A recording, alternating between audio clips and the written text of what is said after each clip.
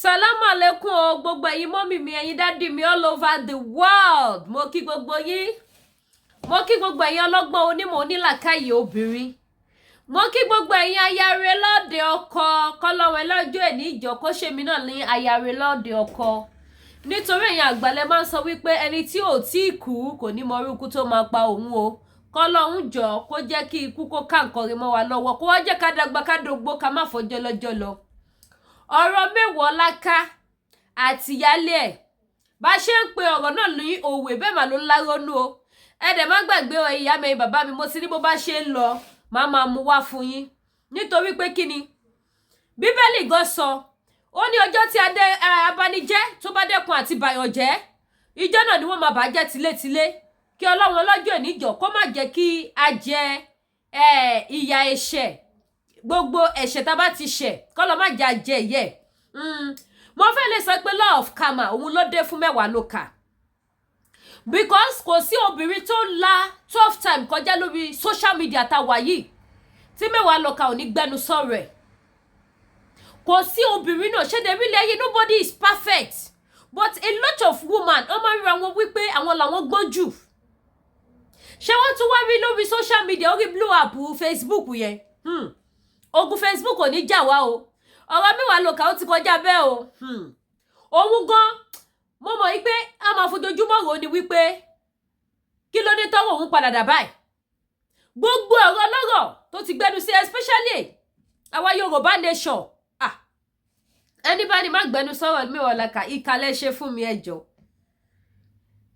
especially ọ̀rọ̀ Yorùbá nation tó jẹ́ wípé ṣe là ń pè pé kí àlàáfíà kó jọba ní ilẹ̀ wa kí ìran wa bọ́ lóko ẹrú kí ìran wa bọ́ lọ́wọ́ wàhálà àti ìdààmú kí ló mú obìnrin tí ọkọ máa kọ̀ sílẹ̀ tó máa jẹ́ single mother tó máa sá ẹ kíjokíjo lójú méjèèjì pé kóun rí ọkọ mi fẹ́ ṣebí ìyá ni kó lè rẹni tó máa bá gbé bùkátà ọmọ ìjẹ́ tí ìlú bá da tí obìnrin yẹn wà òkè tó ń ṣiṣẹ́ tó wà alright ṣó máa kí ẹ̀ ṣé kò ní tọ́jú àwọn ọmọ ẹ̀ ṣó máa wá bàbá àlàyé máa wá ọkọ tún láṣìkiri débi tó máa ka ọkọ fún nígbà tí òyìn orí kó jókòó sílé ọkọ a lot of people gbọ́n wọn ò mọ̀ bẹ́ẹ̀ bó wá sí ẹni náà tí Mewaloka tí kò ní gbé ẹnu sí ọ̀rọ̀ ẹ̀ lórí social media bó ṣe ń sọ ti Táyé ní ọmọ sọ ti Kẹ́hìndé náà ẹ wá wo ibi tó rẹ̀ padà já sí ẹ̀yìn èèyàn wa tẹ bá gbọ́ lẹ́tìkẹ́ ó bad baddest Iya Cassette ẹ ti gbàgbé nípa ọmọ yín ní Mewaloka ẹ máa jọ kàmpéènì ṣẹtirẹ́nu lẹ̀ ṣẹtirẹ́nu ọkọ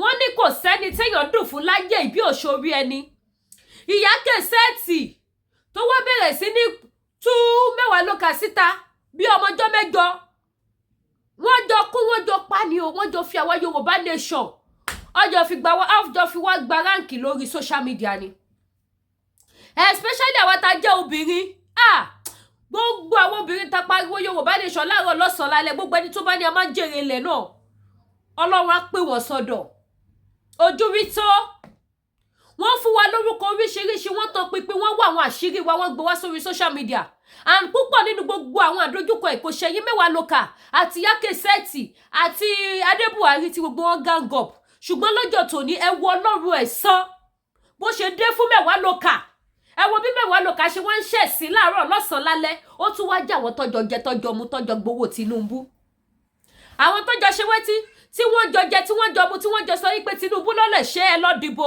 ẹ má dá wọn fẹ́ nation lóhùn Mewaloka lanu báyìí ó dẹ̀ wà nílé ọkọ ó lá ẹnu ẹ ó pe ọkọ lọ́kọ tó ń jà fitafita kí ìran Yorùbá bọ́ lóko ẹrú ó pè nífẹ̀ẹ́nu gba nation Mewaloka ló sọ Sunday Igboho nífẹ̀ẹ́nu wúgẹ́ẹ̀tì ó tún bọ́ta ó lóun sọ ni òun mọ̀ nǹkan tóun sọ orúkọ wo ni ò pé Sunday Igboho tán náà ojú ẹ sí títí ẹ ló wá ṣù ìkó wá ṣú lásán ó wá rọ̀ ṣe rírọ̀ tó wá rọ̀ yẹn kò wá mú lọ́wọ́ tírín ó wá mú lọ́wọ́ òkúta bó bá lè sọ ọba kó kú dànù bó bá dẹ̀ tún lè yè òun lo ọwọ́ òjò ẹ̀ gbé dání ẹjẹ́ àtújọ gbọ́ àwọn tọ́jọ́ di pàpà tọ́jọ́ di tẹ̀ tọ́jọ́ gbógun ti gbogbo Yorùbá nation ẹ wo Ọlọ́run Ẹ̀san o ẹ wo ibi tó gbà yọ sí wọn ohun tó ń dùn nínú wọn lọ́lọ́run fi ṣe kíni ló fi ń bà wọ́n nínú jẹ́ ló fi wọ́n ṣe ẹ̀sín lọ́jọ́ tòní lórí social media gbogbo ojú tó wọ̀ mí ẹ̀ ní ṣe ẹ̀sín ẹ̀ ní ṣìṣe ẹja gbọ́ ó yá Iya Cassette ẹgbẹ́ òsókè nínú ọ̀rọ̀ ayé ọmọ yín Mewaloka ẹ jẹ́ a gbọ́ kí lẹ ló ṣe. Ó yá. Ẹ dákun ṣó yẹ kó rí bẹ́ẹ̀. Kò yẹ kó rí bẹ́ẹ̀. Kò yẹ kó rí bẹ́ẹ̀ o. Bẹ́ẹ̀ ni. Torí tó ń lọ lórí social media.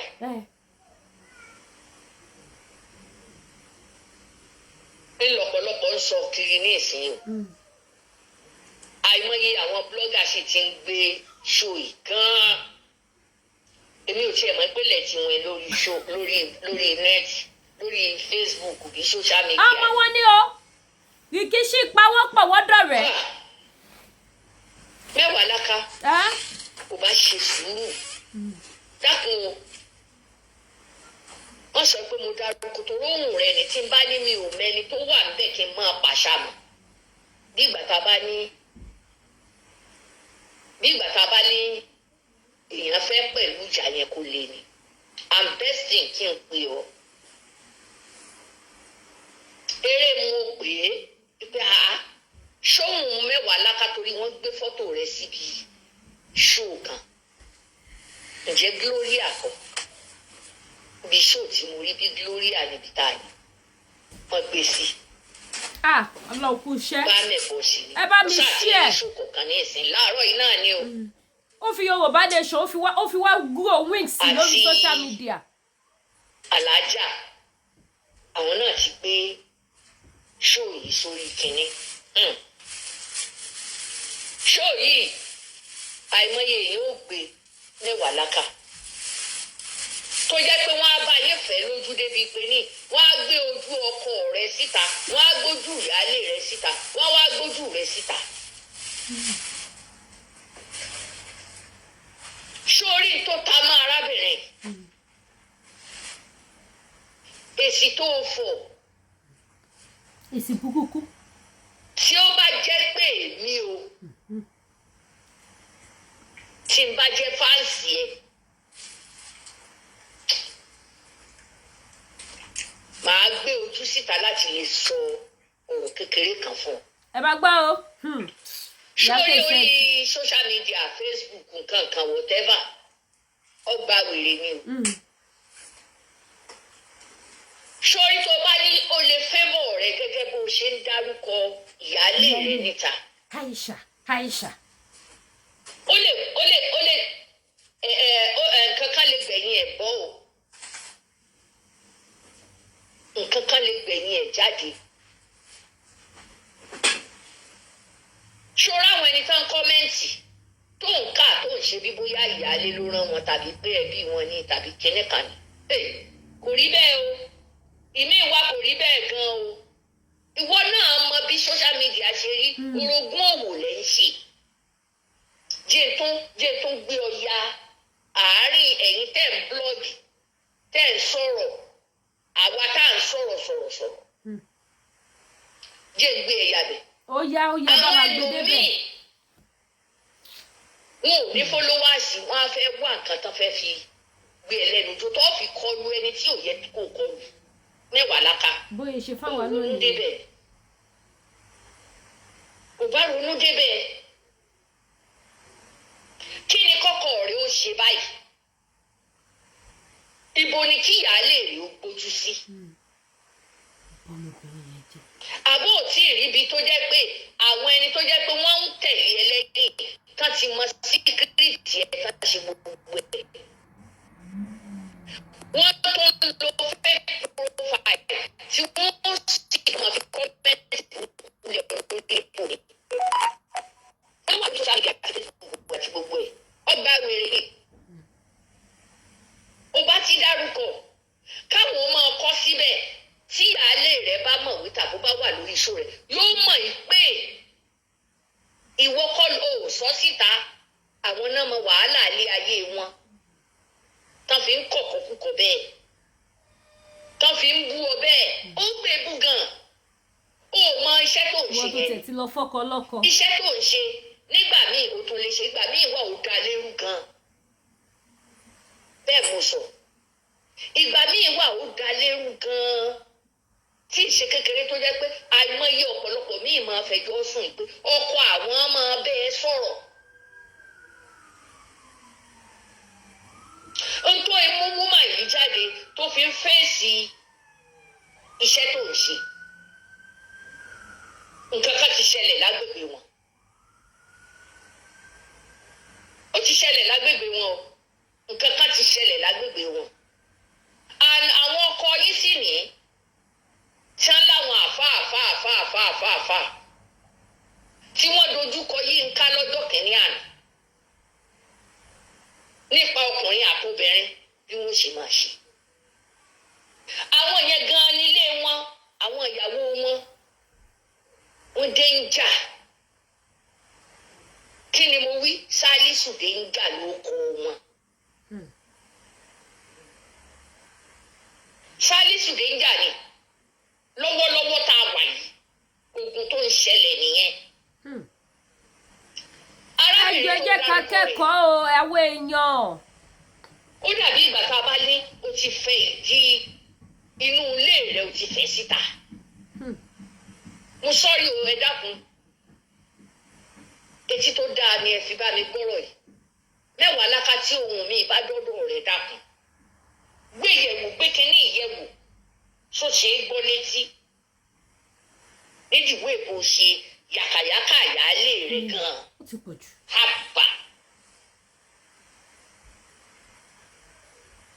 àwọn ẹni ń kọ́mẹ́ǹtì yìí gbójú wọn síta kó o bú dáadáa pé kí ló kàn án ó mọ tó o lè sọ ọ̀rọ̀ dáńtọ́ lẹ́nu rẹ̀ ó kàwé ó ṣe gbogbo ẹ̀ ó lè jẹ́ kúrúǹtù níyálé rẹ̀. ó tiẹ̀ ti sọ fún wa pé kúrúǹtù. kódà ó lè ṣeé ṣe kó jẹ́ pé gbogbo nǹkan tó ń sọ yìí kò rí bẹ́ẹ̀ nù ilé rẹ̀. ọ̀tọ̀ àkóbá ni àkóbá ni o mo ṣẹ̀ṣẹ̀ rí reason nínú ẹ̀yìn àyàwó àfáà tí wọ́n ní wọn ò fẹ́ kẹ́ gbójú síta kẹ́ ẹ máa sọ̀rọ̀ dasmintu ṣe gbogbo tó wà ní ilé tẹ́ ẹ mọ̀ nínú kùránì tó sì jẹ́ pé làwọn ń kọ́bà tó yẹ pé àwọn fẹ́ ya tiwọn sọ́tọ̀ ẹ̀ ń tún náà àṣírí ẹ̀ síta. ẹ̀yin mọ̀ bẹ́ẹ̀ ṣe ń kọ̀máǹdì ọkọ pẹ̀lú kéwú yín tẹ́ ẹ mọ̀ pẹ̀lú ìwé tẹ́ ẹ mọ̀ nígbà wọn bá fẹ́ kúrúǹtù lè tẹ́ ẹ fẹ́ tán fẹ́ yín lé kúrúǹtù tí ò kàwé tí ò kàké lọ títí tàbí tó bá kàké tí ò sì ráyè gbogbo fàájì tẹ́ ń gbé fún un tán sì faramọ́ tán ti lọ́mọ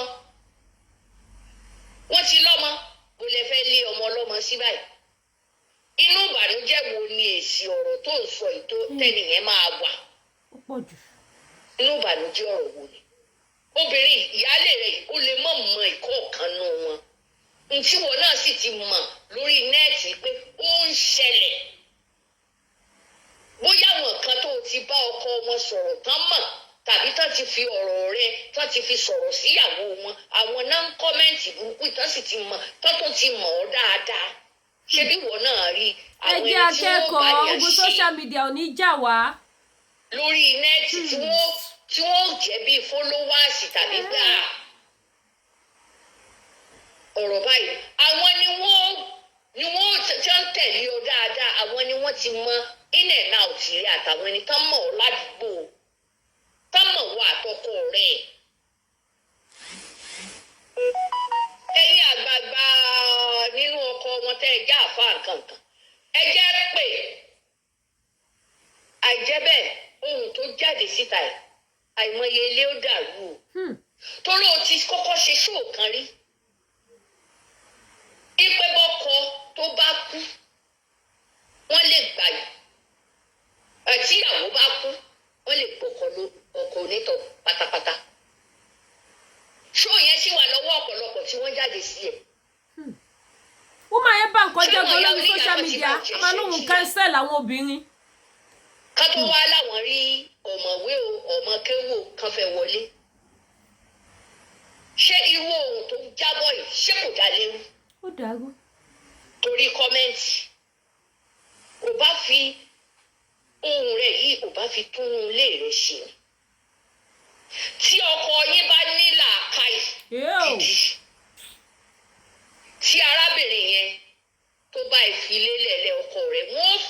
nànànà lórí nẹ́ẹ̀tì wọ́n á fà ẹ́ tí nǹkan kan ò sì lè ṣẹlẹ̀ Mewaloka ẹ wo irú ọmọ kékeré tí wọ́n gbé yàgò yìí bẹ́ẹ̀ bá rọ́mọ yìí virgin ìgbà tọ́lọ́wọ́n bá ṣoore kọ́lọ́wọ́n ẹlẹ́dàá kó ṣe ilé rẹ̀ nílé ilé alálùbáríkà ọkọ sì ní ojú ìlànà ọkọ yìí bímọ kò ṣe gbogbo ẹ̀ èyí tí ó bá tó lóun máa fẹ́ lé mọ́sínà súnà mọ́rúwá ṣàlásà nǹkan lòun náà bá gbé àṣetánì wọlé arábìnrin yóò wá ní ọgbẹ́ ọkàn débi pé ní yóò lè pokùnso ṣé rí ẹ̀yin tẹ́ ń dáni lẹ́kọ̀ọ́ wá fọkọ tàbí péjì fún ọ ní kínní tẹ́ bá ṣe bí bóyá mọ gbẹ̀ṣẹ̀ ń gbẹ̀ṣẹ̀ o. jẹ́ tún gbọ́. èyí tó jẹ́ pé kì í ṣe pé ní ń wá ọkọ fún yàn pé kan fẹ́ ṣùgbọ́n èyí tẹ́ máa ní tọkọ rẹ bá ṣe kínní síbẹ̀ náà máa ṣe kínní kan tẹ́ máa fi ìyáálé ilé tàbí ìyàwó ilé tẹ́ máa fi na tẹ́ máa fọkọ wọn tẹ́ máa fi nà wọ́n ègé tẹ́ máa rú ìyàtọ̀ ń jẹ lọ́wọ́lọ́wọ́ tẹ́ sì máa rú ìgbàlù kan jẹ ẹ̀kọ́ rèé. àtà ọkọ ẹni yóò mọ bẹ́ẹ̀ sọ̀rọ̀ títí àtà ẹni yẹn yóò sanwó mọ́kà fún ọ yóò sanwó ṣéènì fún ọ yóò sanwó gbogbo ẹ̀ fún ọ Mewaloka ṣó rẹ tó ń ṣe ó ní agbára púpọ̀ kì í ṣe pé ní àìlè fèsì sí ṣó rẹ. ẹ̀yin ìyá mi ẹ̀yin bàbá mi ẹ̀ tún wà mọ́ the funnest thing ọlọ́run ò ní mú wa o ṣe láwọn ní matchmaking ìsọnù orí social media mọ̀ pé mi náà máa ń ṣe tẹ́lẹ̀ and mi ò lè sọ pé mi ò ní ṣe mọ́ but kíni yẹn wà dangerous ó léwu ṣe rí Mewaloka tó ń sọ̀rọ̀ yìí top fans ẹ̀ níyálé ẹ̀ o top fans lọ́kọ èjìká tó gbà o top fans kẹwo bí ìrìnàjò yẹn bó ṣe máa jẹ́ tó fi pàdé ìyálé tún wà ní sickle cell ní Mewaloka ló jẹ́ kí gbogbo wa mọ̀ báyìí sìn wàláì tàláì zúmọ̀bìlẹ̀ zilawa kò yẹ kí ìyálé yẹn forí jì because ó gbé ìyálé yẹn síta Mewaloka máa tún wá jókòó báyìí á tún wá máa dárúkọ ìyálé ẹ̀ á máa pe Aisha ìyálé èèyàn máa pè ní mọ́mì ni wàá pè no matter what kí ìwà tí èkejì ọ̀sán àtòru tẹ́ kí n pàdé ìjọ tẹ bá ríra báyìí wà ọ̀nà ẹ̀ wá pè ní mọ́mì tó wá fẹ́ ọkọ ẹ̀ ni òṣàjẹ́ pé méjì obìnrin ò dẹ̀ dénú bó bá jẹ́wọ́ náà lọ bá fẹ́yàwó lè wà bara jẹ́ wà á pè ní mọ́mì ó wọlé lọ tó o tó bá ti kú wa tọ́kọ ẹnìkan o kó tún ṣe gbogbo wèrè tó bá wẹ̀ o bọ́ lẹ́sẹ̀kẹsẹ̀ tó bá rí yẹn wà á ṣàpọ́nlé wà á pọ́nlé tó kílẹ̀sì wípé kí ló fẹ́ bọ́kọ fa wèrè gan fún kí ló fẹ́ bọ́kọ fa wèrè fún wọ́n lẹ́ni tí ọmọ abánájà lèyàn máa wèrè oníwàríwọ̀ ọjà kò sí nǹkan tí ìyálé ẹ lè ṣe fún ẹ you will just ignore her since tó ti jẹ́ pé òun rojú rere ọkọ ẹ ẹ̀ẹ́dẹ̀jọ́ gbénulé kan náà you will stay on your own lane Mewaloka sọrí pé last wà tí Iya Cassette ẹjọ́ kóra yín wọ́n gba wèrè torí social media ó gba wèrè ni ẹ̀yin méjèèjì ti kóra yín wọ́n gba wèrè lórí social media báyìí sìn ẹjọ́ pọnra yín ẹjọ́ fira yín ṣẹ̀ṣẹ̀ ẹjọ́ fira yín ṣẹlẹ́yà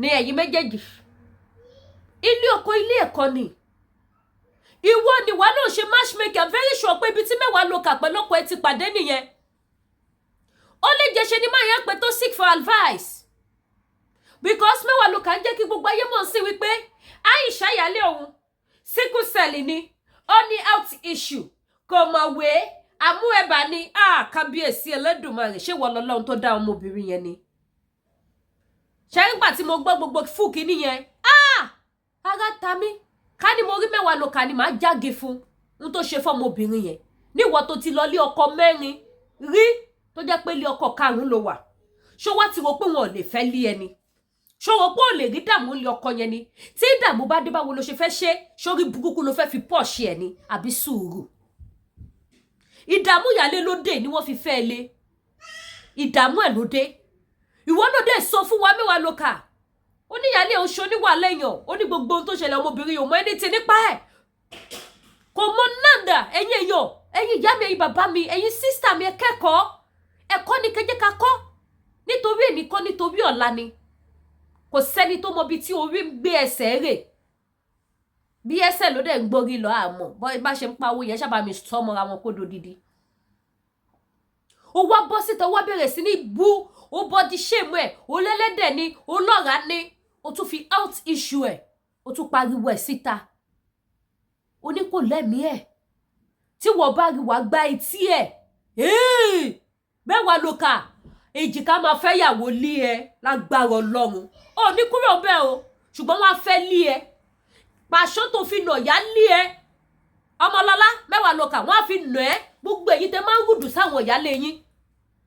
Àtẹ̀yìn ìyálé ìsọnù náà, àwọn ìyálé ìsọnù mi wà o, tó jẹ́ pé gbogbo ọjọ́ ayé wọn tó bá ti lè fẹ́yàwó lé wọn báyìí, kó gba ẹ̀mí ẹ̀ àbí kó pa ọkọ làwọn náà máa ń wá. Àwọn yẹn náà wà o. I'm not talking about those people for now. Kò síbi tí ó sí. Ṣùgbọ́n gbogbo ẹ̀yin ìyàwó sọnù tó jẹ́ pé ní tẹ́ bá ti bá lébà fi kó kú fún yín, kó lọ fún yín, irú ẹni tí Mewaloka yìí, because ó sọnà. Ó ló kàn máa kú dànù ni. Mi gbọ́gbọ́ ẹ̀rù. Irú apology wo ló fẹ́ ṣe fọ́mọbìnrin yẹn tó fẹ́ dùn? Táwọn ẹbí ẹ̀ dẹ̀ máa gbọ́ nǹkan tó sọ, tó jẹ́ kí gbogbo social media wọ fún àrẹ́dẹ̀ sọ ní ọmọbìnrin yóò kì í ṣe ìwórí social media, ó kàn máa ń wo program ẹni. Is one of your top fans níyálé ẹ àtọkọ tó gbà tó fẹ́. Ó fẹ́nu rojọ́, ó fẹ́nu jẹ̀bi. Irú ẹni bẹ́ẹ̀ ló wá pariwo ẹ̀ síta. Ìgbà wo ni wọ́n ní gbé fọ́tò ìyálé ẹ̀ síta, tó bá ti gbé síta àbẹ̀ gbé lórí platform tiwa náà. Ó wá ń pariwo Aisha, sickle cell, ó ní health issue, ó ní kíníkan kò fine, kò mọ̀wé, kò lè speak láwùjọ. Jọ tó yọ Ọlọ́run. Kí ló ń speak láwùjọ? Ṣé gbogbo rádaràda orí social media yìí náà? Social media, Mike Subabu, ó ṣe o. Tó fún wọn lọ́rọ̀ sọ. Ó yá, màmá ẹgbẹ́ òsókè, ẹ̀yin méjèèjì báyìí ṣe ti jọ padà. Wàásù ẹ ti wọ́ Ogba Werey lórí social media. Iya Cassette, ẹ káàbọ̀ sórí sí agboolé Ogba Werey social media lórí ọ̀rọ̀ ayé ọmọ yín Mewaloka. Tó bá ọ̀rọ̀ báyìí lọ, ọ̀rọ̀ yóò jẹ́ mọ́ tó ní pé wàhálà máa ṣẹlẹ̀. Ẹ bá ń pín. Ẹja lẹ́nu ní ẹjọ́ o. Ṣé o mọ̀ pé o tún ti fẹ́ ṣe ṣóòdù? O ti ṣe ṣóòdù débi pé nítorí kó fáìlì jáde. Ipò máa mú wa lọ sí tọlọ́pàá. Kò sí tó dó. Àwọn lè gbé ọ lọ sí tọlọ́pàá. Àwọn ẹni bí orogún tàbí ẹni tí ilé ẹ̀ bá dàrú tán bá porúkọ rẹ̀ tán rìkọ́ọ̀dì ọkọ wọn. Wàláhì wọ́n lè wọ́ lọ tọlọ́pàá.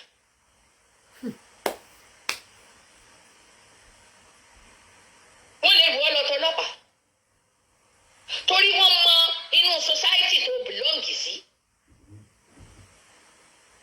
Tó ti lọ fọ́kọ, wọ́n mọ society tó ti lọ fọ́kọ. Ìsọlẹ́nu á wáyé fún wọn gan. Àwọn gan ṣe bí bóyá èèyàn kan ní í ṣe wọ́n. Wáàsí rẹ tó ń ṣe ó ń kó bá society ibi tó ti lọ lọ́kọ. Mewaloka. Tọ́lọ̀ bá ní kí ṣó mi yìí ó dọ́dọ̀ rẹ̀. Ẹ bá wa ṣí ẹ̀kọ́ dọ́dọ̀ ẹ o, nítorí yẹn ní Iya Cassette. Àwọn kọ́mẹ́ǹtì tó ń rí tán bá fi ìyáálé rẹ̀ bú ọ tàbí tán fọkọ rẹ̀ bú ọ. Ó gbà mọ́ra ní ìwọ ló gbójú síta tó ló fẹ́ ṣe ṣó tó ṣe monetization. Ó gbójú síta ni. Àwọn míì gan lè tàtibẹ̀ gan kán gbé ṣó rẹ̀ dáhùn. Kó wá jẹ́ ìkó tán ti dá lóòdù sọ́wọ́, wọ́n mọ̀ wá bẹ́ẹ̀ rú kiri. Bàbẹ́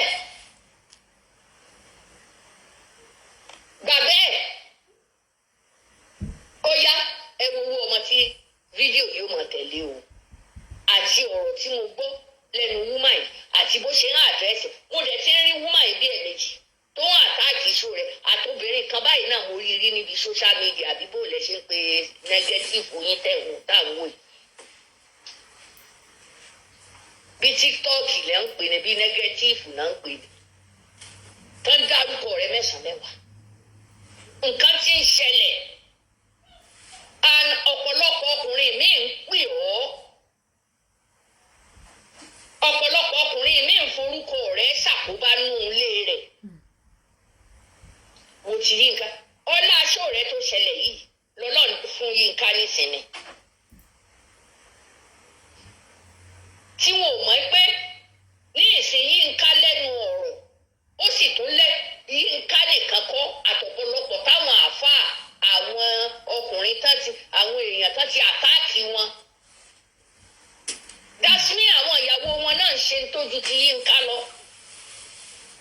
Yes. Òun ṣẹ̀dókó tán ni. Àwọn ìyàwó wọn náà ṣe tó ju ti Yínká lọ. Wọ́n dẹ̀ máa bú Yínká TNT. Wọ́n máa pẹ́ lábàṣẹ́dókó àtòbò. Torí ìjáàbù ń bẹ lórí rẹ̀. Ó tiẹ̀ sọ̀rọ̀ okó àtòbò. Ṣùgbọ́n ọ̀rọ̀ tó ń sọ ń bírèkì inú ilé onílé. Tó ẹ kọ́kọ́ wọn tó ń dárúkọ rẹ̀ múlẹ̀ wà láì múlẹ̀ kó obìnrin bíi 4 jáde síta fún ẹ. Tó ti bá lé wọn jẹ́. Tí ọkùnrin yìí ò ní kọ̀ǹsídà wípé obìnrin náà ní wá jíjẹ múmu tó wọ́n fi pé tí ọ̀rọ̀ bá délẹ̀. Ọkùnrin míì wà nínú èbó kò ṣiṣẹ́ kankan. Èyí tó yẹ pé òun máa ń gbé ẹ̀bí fún àwọn obìnrin púpọ̀ tó sì ti go through lóríṣiríṣi. Tasmin tún ṣe ò tí ì rí ẹni tó jẹ́ pé yóò tẹ́ Ọlọ́run nìyẹn. Mo sọ́rí o. Torí iṣẹ́ tó ń ṣe kọ́ lọ́pọ̀lọpọ̀ tó wà ní diaspora ń ṣe. Gbogbo àwọn obìnrin diaspora bá máa bí wọn ní. Àwọn èèyàn kan rí camouflage ojúlẹ̀ rí lójú wa ní diaspora. Ẹlòmíì òṣìṣẹ́ kò ní lè dìde. Tọkọ wọn bá ń gbọ́wọ́ ọ̀rọ̀ tó ń sọ yìí okú òmíì máa dìde ni. Tó sì mọ tó wà ní ilé ìwé pé àsìkò yìí tó yẹ kí n ṣe o. Ìyàwó mi ò sí ní ó ti lọ bí iṣẹ́. Tọ́ba wá paṣẹ tí bóun ó ṣe wo ẹ̀yin tẹ́ ń wá owó lórí social media.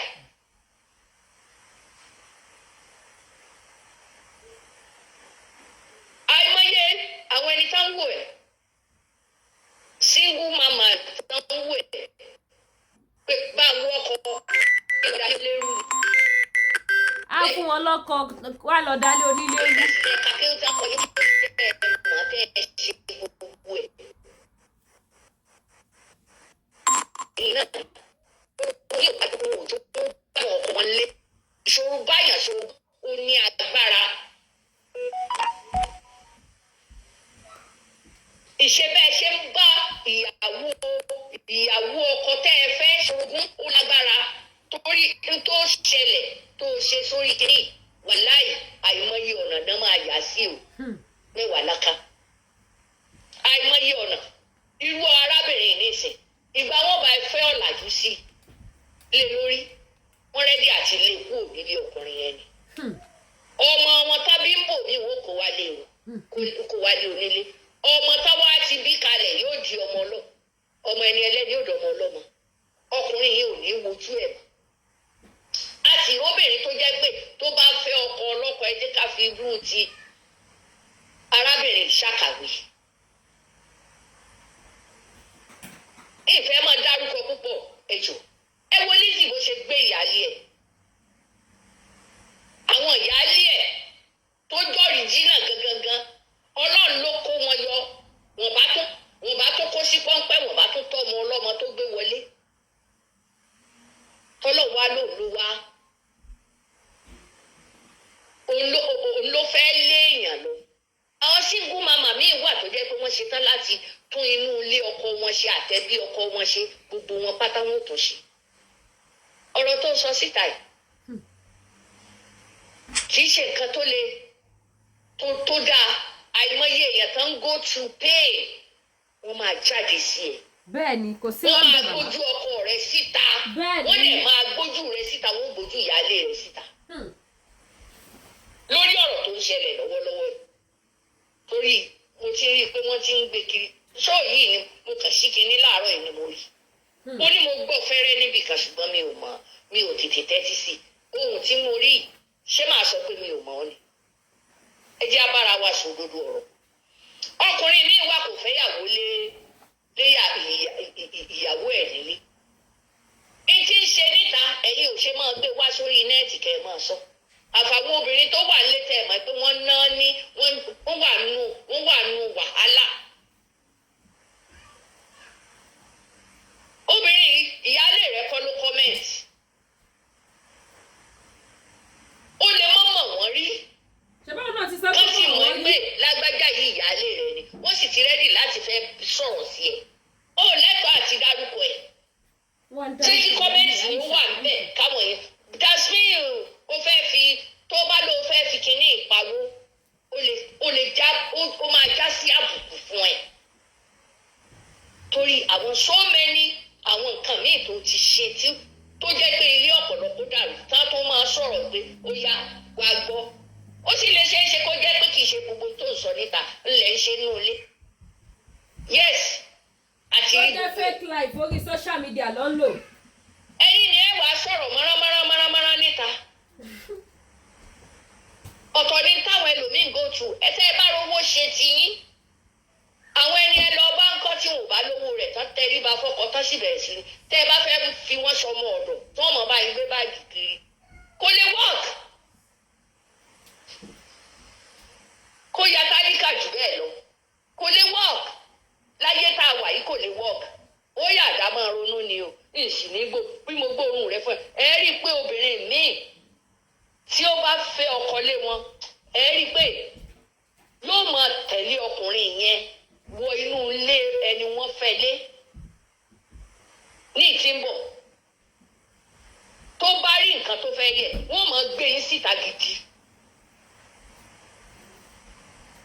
ẹ wà lákà òwò bí tó ti ń bọ̀ jù tó sì wá yarú ọ̀rọ̀ báyìí lulẹ̀ ní ìmọ̀ ya dé ẹ o yíwọ kinní tó ń ṣe yíwọ rẹ̀ sẹ́yìn ààrẹ ni wọ́n fẹ́ léèyàn tí àwọn ọmọ ẹni yẹn mọ̀ gbádùn lọ ni kódà káwọn yẹn kàn mọ́ bú lẹ́yìn yóò ṣe tí bí ẹni pé òun ò gbọ́ ni ẹni àná lára ń tà talkless of kì í ṣàwọn yẹn àti rẹ́ni tó fẹ́ ọkọ tó tún mú ọmọ ìyáálé ó sì mú lọ ìlú èbó ó mọ ọmọ ìyáálé ó dá lókòwò ó mọ ọmọ ìyáálé ó gbé wọn sẹ́nu iṣẹ́ kò wá fi wọ́n ta káàdì wọ́n ti fi wọ́n bú arábìnrin dáadáa lórí nẹ́ẹ̀tì but kò wó bẹ́ẹ̀ ó tún gbìjẹ̀ yìí tó fẹ́ lé kúrò nínú ilé ọkọ ni ẹni wọ́n fẹ́ léèyàn nìyẹn o kí wàá ló dé ìwọlé ní ìwọ lánàá wáàsí rẹ tó ń ṣe tàbí kó ń lò ń dẹni lẹ́kọ̀ọ́ yẹn àwọn single mama kà àwọn náà ń bẹ ẹ gbọ́ o ṣé ń gbọ́ ṣe. àwọn single mama dalérú àwọn náà ń bẹ ẹ gbọ́ ẹ sì ní nǹkan kan tẹ́ ẹ fẹ́ fi favour ọkùnrin yẹn ńjọba dágbà ó bẹ́ẹ̀ ṣe kẹ́rù lẹ́tọ̀ọ́ kó lọ. ìgídẹ yẹ fò. ọmọ mi ni mo wí ṣé mo fẹ́ sọ pé kò ní jẹ́ kò lè ṣe single mama at any time kádàrá oníkálukú ti ṣe má wo bẹ̀ ìwọ ló gbéṣẹ́ ká máa kọ́mẹ́ǹtì ìwọ ló gbé jáde ṣé tá bá ń báyàn wá ọkọ ní ìṣìkan báyàn obìnrin tó wà ní ilé náà máa sáré kiri ẹ wàá máa fún àwọn olóògùn níṣẹ́ ṣe ẹ máa jẹ́ ká máa hùwà jàǹbá fọkùnrin yẹn nǹkan mélòó lẹ fẹ́ kó máa kó sórí nígbà àwọ̀ bá ti yàkàyàkà lé níta lórí social media tó kọ rẹ̀ wọ́n kọ́ ni mọ́ kà á wọ́n kọ́ ni kà á sínú jẹ́ wọ́n bú ẹ fi wọ́n ṣe followers ò nídìí láti lè mọ ìyá gẹ̀ẹ́sẹ̀ tí ẹ kú àgbà ẹ kú ọ̀rọ̀ làákàyè já ráǹkì kó mọ já já sí òkú ò nídìí ẹ̀. kọ́ máa bú ẹ kó má dáhùn bá tún máa ta wọ́n lára tó bá tó kó wọn ní síta tàbí kó wá kọ́mẹ́ǹtì ibi tó dùn ó dé nìyẹn ò nídìí gbogbo eléyìí o ò nídìí gbogbo ohun tó sọ yìí pátápátá kò dáa rárá lójú tèmi ojú tèmi fi wò ó torí mo sọ́ọ̀rì sí ọ̀rọ̀ tí mo sọ yìí dákun arábìnrin kan ni o dẹ̀ mọ bí social media ṣe ń fọ́lò ó mọ pé táìmù tó kó fáìlì jáde tó ló fẹ́ máa mú wọn lọ ò bá máa mú wrong people ní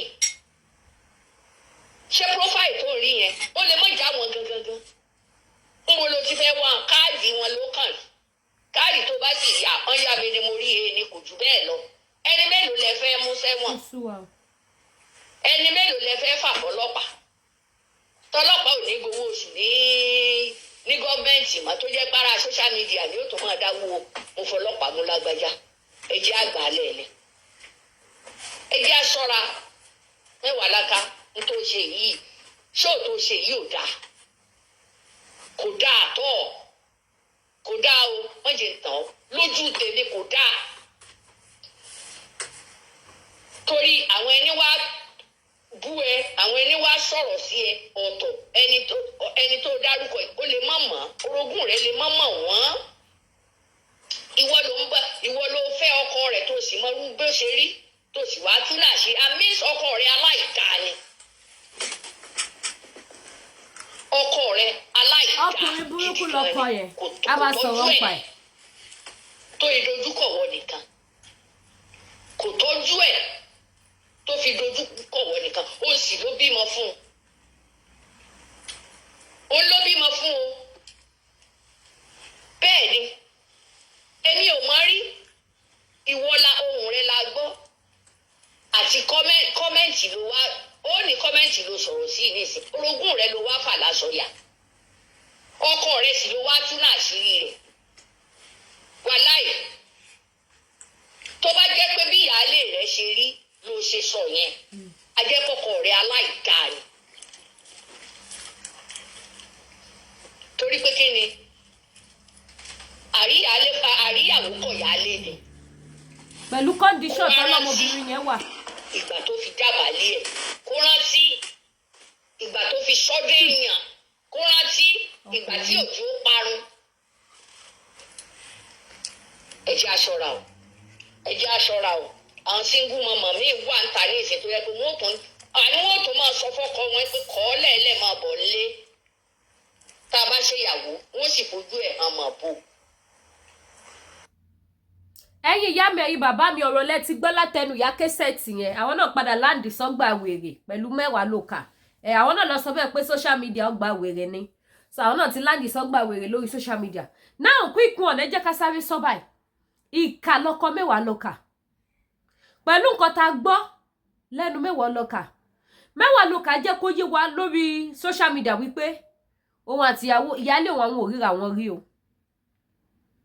wọ́n ṣe nìka ìgan kò rí ìyáálé ò sí níbi nìka yẹn kò rí ìyáálé ẹ̀ rí ìyáálé ò rí rí ṣùgbọ́n àwọn ọmọ ìyáálé ẹ̀ máa ń wá sọ́dọ̀ ẹ̀ Mewaloka wá bọ́ síta ó ní ìyáálé òun sickle cell ni ó ní ìyáálé òun aláìsàn ni ó ní health issue tẹ́ bá wá wò lọ wò bọ̀ pẹ̀lú gbogbo nǹkan tí Mewaloka sọ ó lọ́kọ òun dẹ̀ máa ń jẹ́ kó yé òun wípé ìyáálé òun ò ń ṣe alágbájá èèyàn nǹkan kan ló ṣẹlẹ̀ lòun fi fẹ́ òun gbọ́dọ̀ fẹ́yàwó ni kí ni nǹkan tó ṣẹlẹ̀ Mewaloka ti jẹ́ ká mọ̀ oko bóyá health ìyáálé kò gbé ìbálòpọ̀ mọ́ ṣẹlẹ̀ àwọn ẹlòmíì ó máa ń ṣẹlẹ̀ bẹ́ẹ̀ nínú relationship tó yẹ pé ó máa láwọn nǹkan tó máa ṣẹlẹ̀ síyàwó tí kò ní agbára ìbálòpọ̀ lọ títí mọ́ ọkọ tó dẹ̀ kúndùn ìbálòpọ̀ á wá wò pé kàkà kóun lọ máa ṣe ṣìnà ó bẹ́tà kóun fẹ́yàwó mi òun ló máa ń jẹ́ kókòrò mi fẹ́yàwó mi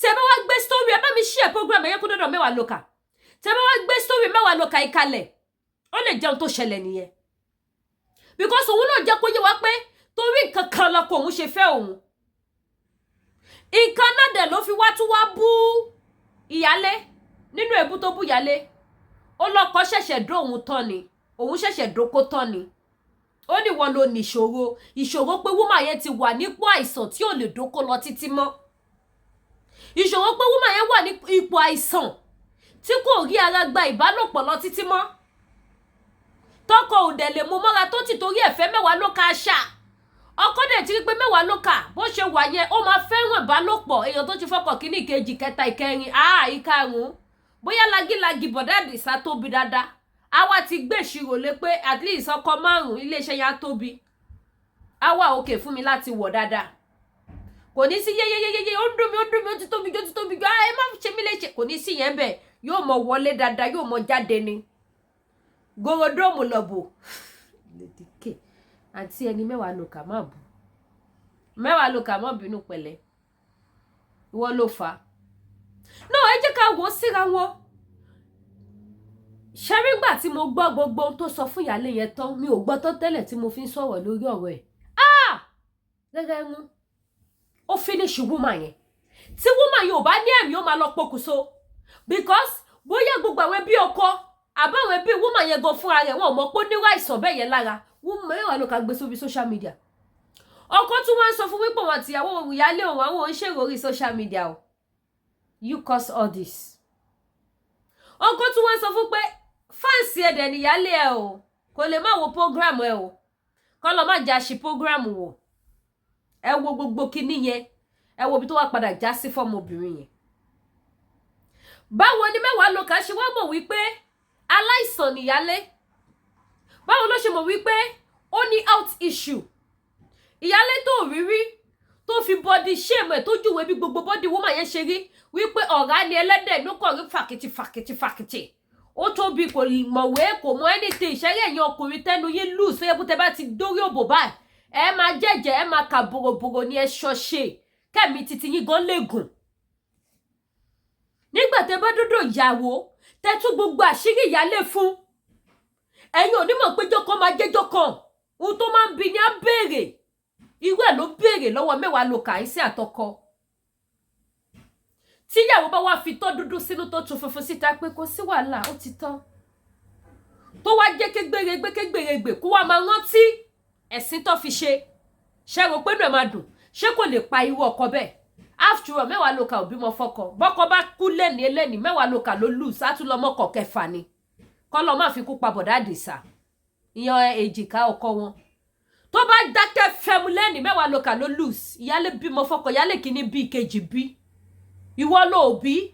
Tá ṣì ń bẹ̀bẹ̀ lọ́n kọ́ lọ jẹ́ kó finú ṣoyún kó fẹ̀yìn gbọ́mọ pọ̀n kọ́lé ayọ̀ kó sọ nínú ẹ̀ ń bẹ̀. Ìwọ ló máa lose. Wọ́n padà fi ṣe ẹ̀yẹ́ ni. Gbogbo tó jẹ́ lójú yá wá di ẹ̀sín fún ẹ. Àwọn èèyàn máa béèrè pé so ò tí dé bus stop. Ó ṣe bẹ̀rẹ̀ ní àjọ ayé ẹni. Wọ́n náà wò látìgbà tó ti bọ́ síta. Tó ti lọ wá pariwo wọ́n yí ẹ wedding anniversary. Wọ́n tó ṣẹlẹ̀. Gbogbo ẹ̀yin sisters mi, ẹ̀yin mommy mi, ẹ jẹ́ ká learn from Mewaloka, please. Gbogbo àwa single mother, àbáwa marriage woman, àbáwa tó tún plan ìpókè, I want to remarry, please. Ẹ má jẹ́ ká ṣe wípé okay, mo ti rí ọkọ ṣe rí àwọn ọkùnrin kan wà. Tí wọ́n bá ti nífẹ̀ẹ́ obìnrin, kò sí nǹkan tó lè ṣe láyé yóò máa mọ̀ ṣe ni o. There are some men like that. Kò sí gbogbo àlébù tí obìnrin yẹn lè ní. Níwọ̀n bàgbà tí wọ́n ti nífẹ̀ẹ́, gbogbo nǹkan tó bá ti ṣe ló dá lójú wọn o. Àwọn ará àtàgbọ́n máa wò pé ìwọ tí lágbájá wù yóò dá ṣọ́kọ ẹ̀ ò rí ni. Ọkọ ò lè rí o. Ìfẹ́ lágbára. Ìfẹ́ yẹn ló máa wá mú obìnrin mi fàyọ̀ fọ́. Obìnrin mi gan mọ̀ pé kò tóun ṣe yóò dá tó bá ti rẹ́ni pé ṣàkíyèsí pé àwọn tó ṣe yóò dá. Àwọn máa wò pé bóyá ọkọ mi máa sọ, ọkọ ò ní sọ̀rọ̀. A ṣe kìíní kò ọkọ ò sọ̀rọ̀. Ó ṣe kejì ọkọ ò sọ̀rọ̀. Ó ṣe kẹta ọkọ ò sọ̀rọ̀. Abáyá sọ́ di mọ́líkì yá mèdí ayá máa ṣe lọ. Àwa lòun ò wọ́n gún ṣẹ́. Níwọ̀n bàgbà tó yẹ pé gbogbo tóun bá ti ṣe bá ń ṣí ẹ̀ ṣó ìmúfọ́lọ́bẹ̀ yìí. Let's learn from it. Ẹ̀yin dẹ́dí rẹ̀ bá mi ṣí ẹ̀. Àwọn máa wọ́n pé kò kú sí nǹkan tí mo ṣe tí ò tẹ́ ọkọ mi lọ́rùn. Gbogbo tí mo bá ṣe ló tọkọ mi lọ́rùn. Ọkọ mi dẹ̀ ni mo wà after òun ló jẹ mí lógún. Is the only person tí mo bẹ̀rù. Is the only person tí mo bẹ̀ lọ kí n má lose láyé mi. Níwọ̀n bá ìgbà tí ó dẹ̀ ti complain tó ti ní gbogbo nǹkan tí mo ṣe ló dá. So who are you people to complain about me? Who are you to tell me what is wrong and what is right? Irú obìnrin bí abẹ́rẹ́ sí ní misbehave.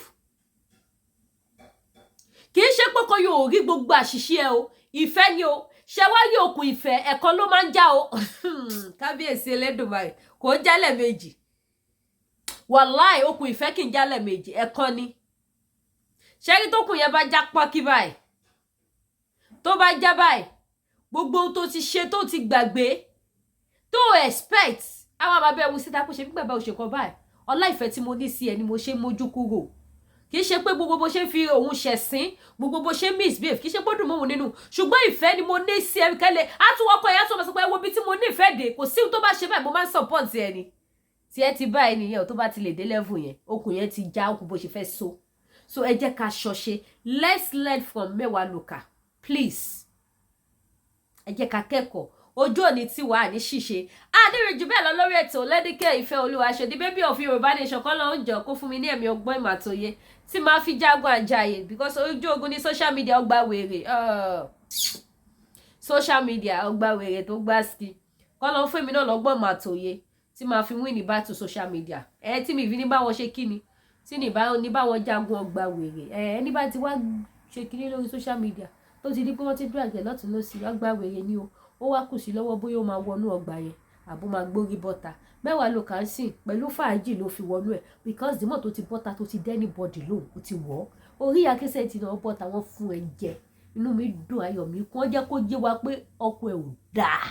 tó bá dání ò ní mọ àìsàn tó ṣe ìyálé ẹ tó bá dání kò ní abandon ìyálé ẹ kó jẹ́ pé wọ́n ló máa fojoojúmọ́ dó ṣèbó ìyálé ló ti ń dó kó tó rí ẹ so ìkà lọkọ ẹ náà ní ìrìnjú bẹ́ẹ̀ lọ lórí ètò ẹ bá mi subscribe sí YouTube channel mi ẹ tàn notification bell yín gbogbo ẹ̀yin tó bá fẹ́ràn àwọn products táǹtà lórí ìkànnì Lady K Ìfẹ́ Olúwaṣọ we have different type of products lórí platform yìí from different type of people yes ẹ bá fẹ́ ra body cream body soap body cleanser ó máa wà ó nílé iṣẹ́ Danari skincare ẹ wá fẹ́ ra àgúnmu manpower alẹ́ gidigbàgbà tẹ́ẹ̀kọ́lẹ̀ kó dòun àgúnmu ni amárúgbó takébé ti diabetes jẹ̀díjẹ̀dí high blood pressure àti bẹ́ẹ̀ bẹ́ẹ̀ lọ tó dẹ̀ confam àbí nǹkan ọmọkùnrin tó kéré jọjọ orí lọ ẹ pè mí kí n fún yín ní fóònù nọ́mbà ilé iṣẹ́ ọ TL Natural Aba ó dé ìpolówó méjì ìpolówó kẹta ẹ fẹ́ ra bàtà ẹ fẹ́ ra aṣọ àwọn lace àwọn fabric ẹ pè mí kí n fún yín ní fóònù nọ́mbà ilé iṣẹ́ ọ Unique ẹ fẹ́ ra àwọn fine shoe and bag purse and bàtà tó wà pàtẹ́lẹ̀ lòlò àtàwọn fabric tẹ́lẹ̀ fi rán àwọn fine design ẹ pè mí kí n fún yín ní fóònù nọ́mbà ilé iṣẹ́ ọ Unique ó di mẹ́ta ìkẹrin ẹ fẹ́ ṣe investment nílé iṣẹ́ Ọlábánjí farm tẹ́ wọ́n máa gba cool money every 6 months ẹ̀yin tẹ́ bá ní the more details about it ẹ free ẹ pè mí kí n fún yín fóònù nọ́mbà wọn ẹ dẹ̀ máa gbowó yín 6 months ọgọ́ tẹ́ bá sọ pé ẹ ṣe mọ́ṣẹ́ gbogbo owó tẹ́ fi invest ẹ máa gba gbogbo owó yín padà ẹ dẹ̀ ti jèrè 6 months ẹ ti gbowó every 6 months ẹ máa gba commission yín so ìyẹn bẹ́ẹ̀ ètò tó wá tẹ̀lé nípa ẹ̀yin tẹ́ bá fẹ́ ra anything spiritual abẹ́ fẹ́ ra oyin gidi ẹ fẹ́ ra victory soap victory oil mercy soap mercy oil àbáwọn perf Holy Michael Divine Grace Ọ̀nàlà Miss Paris àti bẹ́ẹ̀ bẹ́ẹ̀ lọ please contact Lady K Ìfẹ́ Olúwaṣọ ẹ fẹ́ ra oyin original contact me also yes èwo ló tún kù tá a ti polówó ó dà pé ó ti tán for now ó ti tán bẹ́ẹ̀ yẹn àbádẹ́ tó rántí àmọ̀ gbò wá mi fẹ́ kí fídíò ìkó gùn jù ẹ jọ̀ọ́ má gbàgbé subscribe ẹ̀kọ́ làwa ń kọ́ o ó wà lórí social media ò kẹ́kọ̀ọ́ wàláhì ò lè gbọ́n mọ́ kì í ṣe pé lágbára Ọlọ́run gbogbo wa àjọ gbọ́n àwa ní gbọ́ngbọ́n bànújẹ́ ṣẹ́rí Mewaloka Ati tó ṣẹlẹ̀ sí ó ti kẹ́kọ̀ọ́ Ọlọ́run ò ní fi wá ṣẹ̀sìn ká tó gbọ́n òun sì ó ṣẹ̀sìn ó tẹ́ ó kábùkù kó tó gbọ́n bá níbi jù bẹ́ẹ̀ lọ ẹ ṣeun gan mo dúpẹ́ ẹ subscribe sí YouTube channel mi ẹ tàn notification bell yes ẹ̀yin tẹ́ bá fẹ́ ṣe owó dọ́là má ti gara ẹ jọ kílẹ̀ ń dúró dé ẹ lọ download lemfi app ẹ lọ referral code Lady K Ìfẹ́ Olúwaṣọ kẹ́ fi ṣe kíni kẹ́ fi ṣe owó jaburata owó tó pọ̀ òun lẹ máa gbà o ire o.